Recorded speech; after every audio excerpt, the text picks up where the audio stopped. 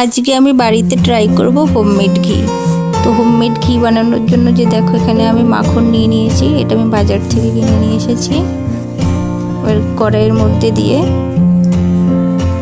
এটাকে একটু, মাখনটা ফ্রিজের মধ্যে রাখা ছিল তাই ডিপ হয়ে গেছে। এই যে এখন দেখো কি সুন্দর গরমে ছেড়ে গেছে পুরো।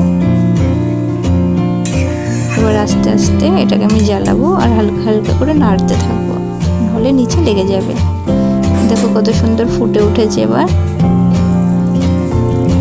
দেখো এবার আস্তে আস্তে তেলও ছাড়তে শুরু করে দিয়েছে।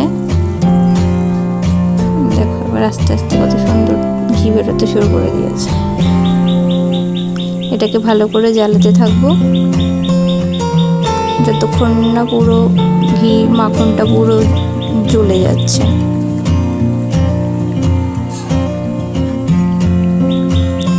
আস্তে আস্তে সব পুরো হতে চলেছে, অলমোস্ট হয়ে গেছে। দেখো পুরো ফ্যান এবার হয়ে গেছে। এটা অনেকে চাইলে আর একটু বেশি করে পোড়াতে পারবো, বাট আমি একটুখানি হালকা হলুদ হলুদ রেখেছি। আর একটু বেশি পোড়ালে ব্রাউন ব্রাউন হয়ে যাবে। এবার গ্যাসটা আমি বন্ধ করে দেবো, পুরো হয়ে গেছে।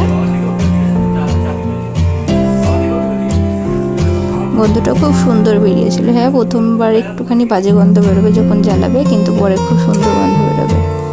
এই দেখো ঘি হয়ে গেছে, আমি গ্যাসটা বন্ধ করে দিয়েছি। এবার এটা আমি একটা পাত্রে ঢেলে নেব। একটা পাত্রে ছেঁকে নিচ্ছি এটাকে আমি, আর নিচের যেগুলো আছে এগুলোকে আমি ফেলে দেবো। এই দেখো কত সুন্দর ঠান্ডা হয়ে যাওয়ার পরে এরকম জমে গেছে। খেতে কিন্তু